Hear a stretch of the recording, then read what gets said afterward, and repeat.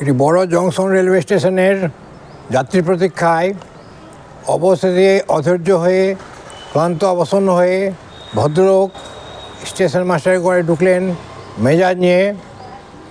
একখানা বই হাতে নিয়ে বললেন, কি মশাই, 10:30টার ট্রেন কখন আসবে এটা যদি না বলতে পারেন তাহলে এই বইটা ছাপাবার কী দরকার ছিল, এই টাইম টেবিল বইটা বলে বড়োবাবুর মুখের উপর ছুঁড়ে ফেললেন।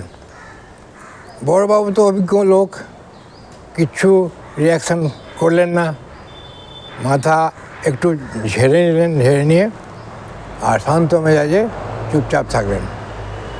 বুঝাতে লাগলেন, ট্রেন তো আসবে, একটু দেরি টেরি হতে পারে, কোনো রকম ব্যাপার তো থাকে, রেলের লাইনের ক্লিয়ারেন্স ফ্লিয়ারেন্স থাকে না, এই বইটা ছাপানোর কী দরকার ছিল, আপনি জবাব দিন, ট্রেন আসছে না কেন?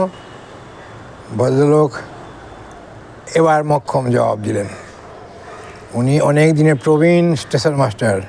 বইখানা মেঝে থেকে কুড়িয়ে নিয়ে তার হাতে ধরাতে ধরাতে বললেন, এই বইটা যদি না ছাপা হতো তাহলে আপনি কি করে বুঝতেন, এই টাইম টেবিলটা না থাকা হলে, না ছাপা থাকলে, সময়ের সারণী না থাকলে আপনি কি করে বুঝতেন ট্রেনটা ঠিক সময়ে চলছে না ভুল সময়ে চলছে, না লেট চলছে, না বিফোর টাইম চলছে? সেই জন্য তো এটা নিন বলে হাতে ধরালেন, ধরাতে তাকে বুঝিয়ে সুঝিয়ে প্রতীক্ষালয়ে পাঠালেন।